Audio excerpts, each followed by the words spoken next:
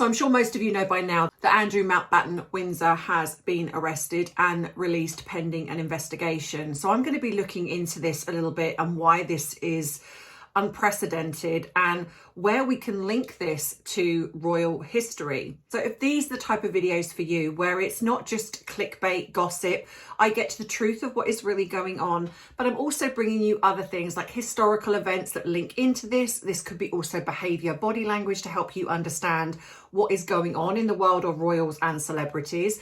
And not just that, but also can help you navigate your own life if something feels similar. I'll also be covering true crime and just lots of different things. So if this is what you could be looking for and it's interesting to you, then well, go no further and think about subscribing to this channel, clicking the like button if you've enjoyed it. Well, go grab your drink of choice, whatever that may be, sit back, relax, as I delve into this video with some tea, truth, and a touch of therapeutic psychology.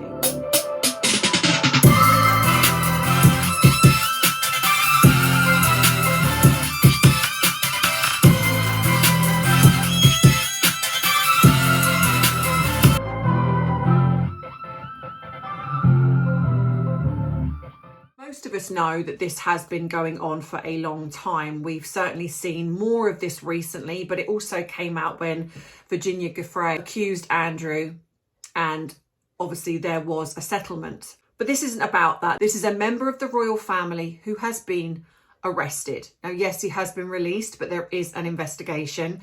But this is unprecedented. But it isn't just another royal scandal. Because whether people realise it or not, there is almost like this transparent psychological link between the monarchy, you know, the family and the public. You know, and I'm sure many of us can sort of understand that because we feel very strongly, like, you know, we can find that we will defend, even if we've never met them before, we will defend them, you know. And we've equally seen this on the side of Harry and Meghan. Regardless of what they do, they are being defended without a shadow of a doubt. So there is, like I say, this transparent link between, you know, this psychological link between the public and the monarchy. I think for some time that has worked on the premise that in some ways the royals are untouchable, that they sit above the law. We know that they don't, but I think that again, this comes to this feeling of there's this air, there was this air of mystery about them. You know, I think we wanted to know, but we didn't want to know. But I think that most of us can agree that for some time we have felt as if the law doesn't apply, like they're protected in some way. And I'm going to be honest, I still feel there is an element of that.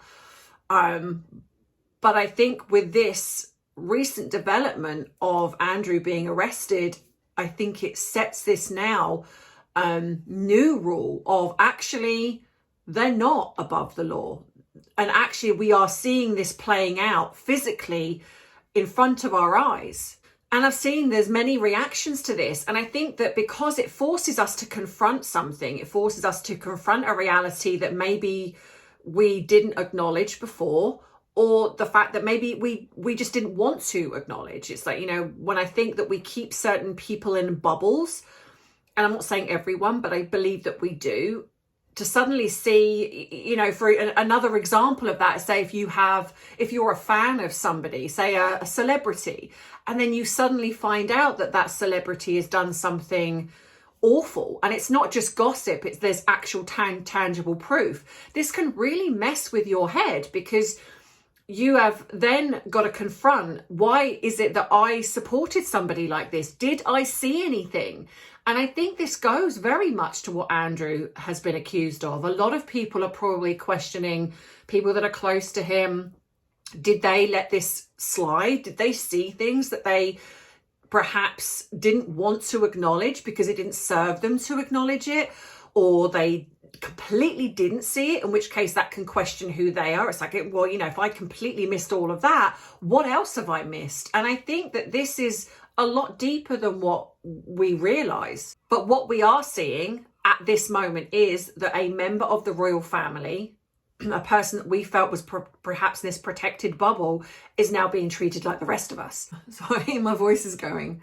But I think as well that it also raises a question for the royal family is how do they react when one of their own is a liability? We've already seen that the king has separated Andrew from pretty much everything, every aspect of royal life. He's removed titles, albeit not officially by the government, but that is now being talked about. There are talks now of him being stripped officially. There are discussions of him being removed from the line of succession. And I'm going to do videos around this because I don't feel that these are videos that need to be elongated out like I do here. But I understand that there are a lot of people that do not understand the inner workings of the royal family. So I was thinking, if you guys are interested, let me know in the comments if you want some videos on me breaking down certain aspects of the royal family, like can he be stripped from the line of succession and how would that how would that happen? But also then looking into Harry and Meghan, even how that would look, because I also have found out some quite interesting information with regards to that. So I'm going to be doing videos on that, whether it's here or over on Bite Size Tea. So do make sure you're subscribed so you do not miss those uploads. But anyway, so I think when we look at the illusion of the royal family and how this can be, like we have seen them to be, almost untouchable to a degree. Because if you look back, there have been modern royals even that have faced consequences. Now, okay, they can be argued that are they the same consequences that perhaps you or I would face? That's debatable, but they have faced consequences nonetheless. So for example, so I'll give you some examples of this, and I sort of looked this up just to make sure. So Princess Anne stood in court after her dog injured 2 children. So that came about and she did go to court for this. Prince Philip lost his driving license after public and legal pressure. So that again was a consequence to something that happened.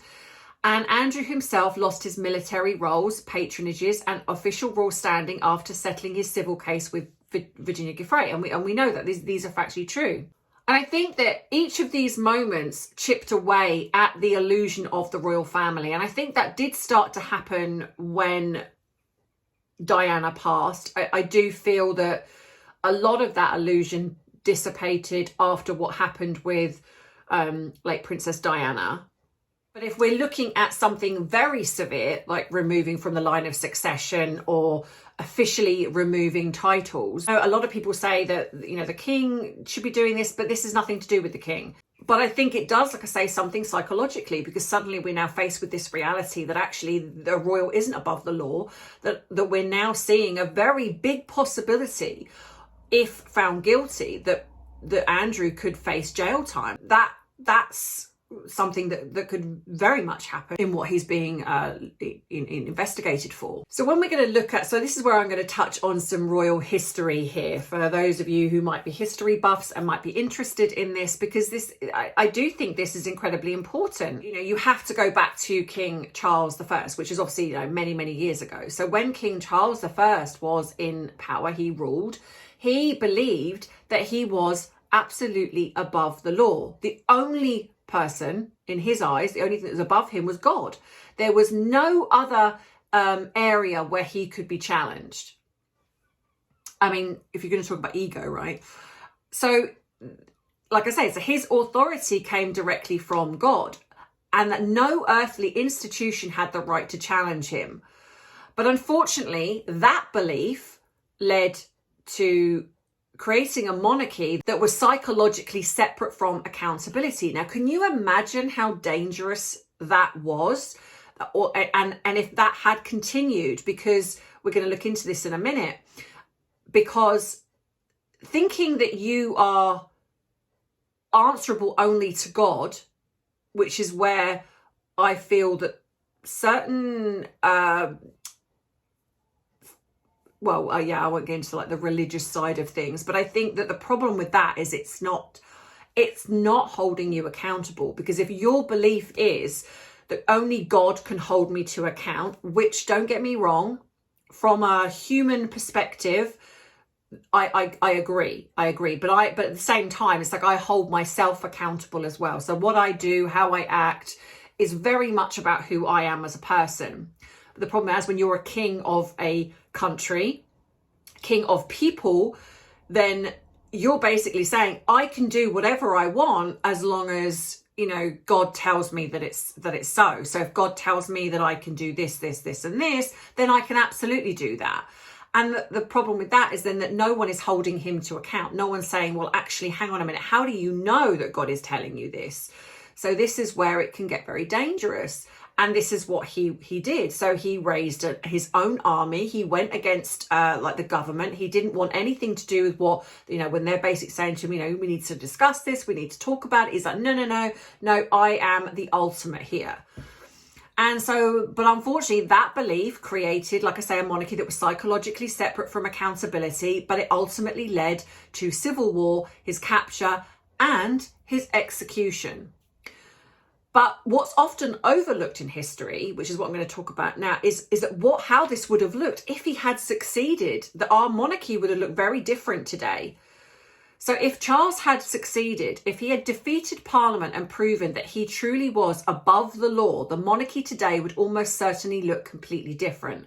Britain may have evolved into a true absolute monarchy where the king or queen held real governing power, not symbolic power. So whereas the King Charles and any sort of reigning monarch at the moment has something called soft power, and they stay neutral in a lot of aspects, especially in government, that would not have been the case. They would have been the ultimate power above everything else and everyone else. So this was not symbolic power, but executive power, where Parliament existed at the monarch's permission, not the other way round. The idea that a royal could ever be arrested would have remained unthinkable because the legal system itself would exist beneath the crown, not alongside it. And over time, that kind of unchecked authority tends to create instability because history shows as that when monarchies refuse limits, pressure builds until something breaks. And Britain may well have faced its own version of the French Revolution, where monarchy wasn't adapted but destroyed entirely. Now, I'm sure that some people might say, well, that needs to happen. We've certainly seen a lot of abolish the monarchy going around, but this would have been a lot. This would have been just completely wrong for the country, and that's say our country would look very, very different. Of course, Sir Charles didn't win. He was executed, and in that moment, the monarchy was forced to confront its own vulnerability because from that point forward, its survival depended on adaptation. The monarchy that exists today is not the monarchy that Charles believed in. It's a monarchy that learned through trauma that it must exist within the system, not above it. Now, I also feel that this is where some elements of our modern monarchy now are falling down because I feel that they are not adapting to the times quick enough. I've said this before. I feel that they are not learning and leaning into being more transparent. I really feel that there does need to be an element of more transparency. Gone are the days when they could keep things hidden behind closed doors. Too much has happened now where people will be calling for, well, hang on a minute, you know, if you've hidden this or you've been part of this, and we're seeing it. You know, we're seeing people saying, you know, the family need to come forward and they need to discuss what they knew. I mean, look, don't get me wrong. I don't necessarily agree with that because what actual good will that do? Now, if they have relevant information that could help the victims of what happened in regards to Epstein, then fair enough. But that's something for the legal side of things to be dealt with. The problem you have is that these are kind of like people at the door with their pitchforks and, you know, and their torches outside, you know, Buckingham Palace going, we demand answers, we demand this. But at the same time, it's not about what you demand. These people that are crying out on social media of like, abolish the monarchy and this, that and the other. It's like, well, you're not actually coming up with any real facts of how that would work because it's not a case of flicking a switch and go, oh, the monarchy's gone. It's like a whole constitution would have to be rewritten. It's not as simple as that. So, you know, there is, you know, these people that just want, it's almost like they want that salacious something to happen, but they're actually not looking at the consequences of what happens when a monarchy is, say, abolished. You know, we've also got people in the charities and all of the good that they do, that would disappear. They would no longer get that. So it's a very selfish need, I feel, when they're crying out for abolish the monarchy. This is just about themselves. This is not actually looking at how this would benefit the country. So when we're looking at what that change that got created was the fact that when this happened and King Charles was executed, the monarchy had to reset. It had to recognize that actually the way this was, it just wasn't working. That lesson has carried through to today. And I believe that it shapes the royal behavior that we see now. Because what we're seeing with Andrew especially is a distancing. This is the monarchy protecting the monarchy. It's not protecting a family member, which is completely separate. It's protecting the monarchy. So it's like Andrew's been removed of everything now. So we're now protecting the monarchy. Now, where I struggle, because obviously most of you know that I talk about Harry and Meghan, is why this has not been done with Harry and Meghan. Because Harry and Meghan, whether we want to agree with this or not, has damaged the monarchy, even if it's a small way. That it's certainly not benefited the monarchy. Let's be honest. With Harry and Meghan behaving the way that they have, I don't understand quite why it has been allowed to go for as long as it has, because these two, in my opinion, are not benefiting the monarchy in any way, shape or form. They are damaging the monarchy. So on one hand, you've got, well, we're going to separate from Andrew and we're going to do everything we can to create that distance from him, holding him accountable if that needs to be. But at the same time, we're not doing that with Harry and Meghan. Now, okay, they've not been accused of some of the things that Andrew has been accused of. However, if we're going to look at what we know, up until what we've learnt recently in the fact that Andrew has possibly traded certain things that he shouldn't have done. But up until that point, he was accused by somebody who things are coming out now that she was not very honest, even though I have said from the word go that I don't believe he did what he did, I don't believe he did what he was accused of with Virginia Giuffre. I definitely think that he was shady. I definitely think that he probably did trade some things that he shouldn't have done. He's certainly mixed in very circles that he absolutely shouldn't have done. But at the same time, I don't believe. But then, like I say, you've then got the argument, well, why was it settled? And we've also got the fact that Meghan was potentially being called as a witness and sort of spoken as a close companion, associate, and could have seen what Andrew did. So was that why it was settled? Because they didn't want anything else to come out. Did they do it to protect Meghan? I don't know. But when you look at the way Harry and Meghan have behaved, when they have shown, when you're talking about Harry that's disclosed in his book, the, unaliving 25 Taliban, which could have created a huge diplomatic issue for the royal family in regards to putting their lives in danger. Oh, well, yeah, we won't discuss that. But then why wasn't something done about that? This is what I'm not really understanding, if I'm honest, as to why they're doing this with Andrew, which I get and I do feel is wise. But they're also not doing this with Harry and Meghan. Now, whether or not they think, well, because they're abroad and living in America, it doesn't quite matter.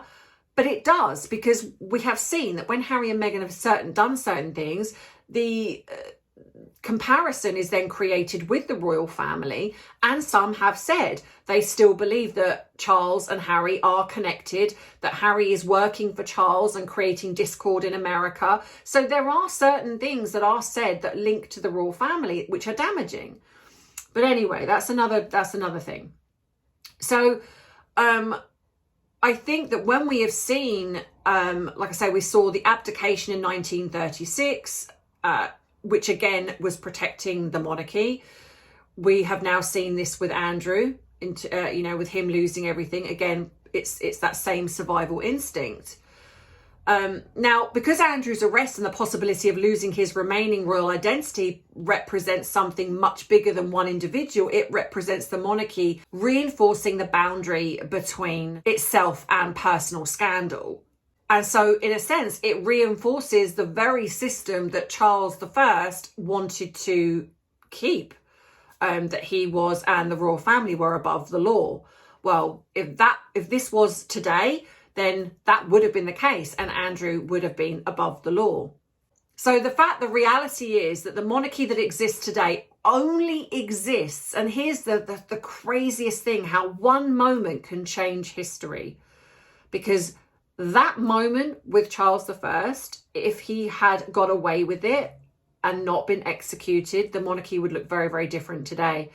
And so it just shows you that the only reason that the monarchy today lives in its current form is because Charles I chose to do something, he got caught, and he got punished and executed for that crime. And that's what it does to survive. It adapts, and it creates that distance from the problem. But it's also a bigger statement, I think. It's basically saying now we accept the fact that even having royal blood, it doesn't mean that you're not going to be held accountable for your actions. So a question I want to ask you guys, and let me know what you think. Has all of this, has any of you changed your opinion on the monarchy? So when you look at the things that we have seen regarding Andrew, regarding Harry and Meghan, has it changed your opinion, whether it's for better or for worse? You know, what are your thoughts on that? And yeah, drop it in the comments below. Let me know, because I'll be interested to see what you guys all think. I hope you've enjoyed this video. If you want more historical videos on aspects of the royal family, anything really, like I say, I will be focusing on changing things up a little bit. I still will be covering Harry and Meghan when things crop up, but I want to be doing different videos on here, because I know that the people are getting sick and tired of Harry and Meghan. You still kind of want to be kept up to date, but I also recognize that if I don't start doing something different, that I'm going to lose more and more people. So I want to create an interesting channel that gives you a bit of true crime, a bit of history.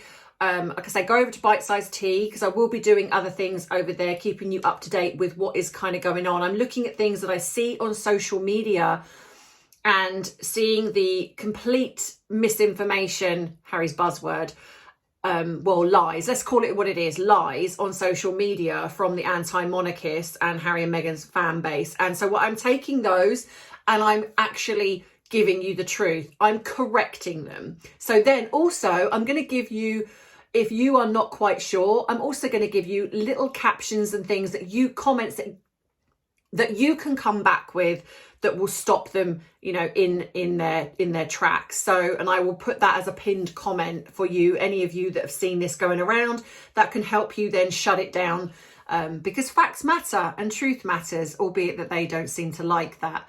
So if you are interested, then head across. The link will be at the end of this video. Click on the circle, it will take you straight there.